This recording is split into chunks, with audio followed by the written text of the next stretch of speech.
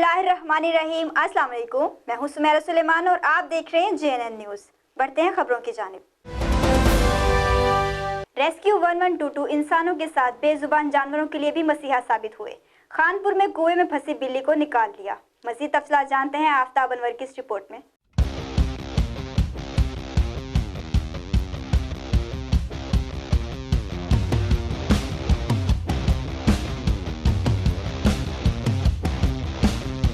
जी, खानपुर में रेस्क्यू 1122 इंसानों के साथ बेजुबान जानवरों के लिए भी मसीहा साबित हुई। खानपुर के इलाके रेलवे कॉलोनी में पुराने कुएं में कई घंटों से बिल्ली फंसी हुई थी। शहरियों ने कई घंटे बिल्ली को कुएं से बाहर निकालने की कोशिश की मगर कामयाब ना हो सके। आखिरकार शहरियों ने रेस्क्यू 1122 को इतला दी, जिस पर रेस्क्यू एहलकारों ने फौरी मौके पर पहुंचकर बिल्ली को जिंदा बाहर निकाल लिया। जिस पर रेस्क्यू एहलकारों ने फौरी मौके पर पहुंचकर बिल्ली को जिंदा निकालकर आजाद कर दिया। अहले इलाका ने बेजुबान जानवर बिल्ली को कुएं से जिंदा निकालने पर रेस्क्यू एहलकारों को खराज तहसीन पेश किया है। Aftab Anwar, JNN news, Khanpur.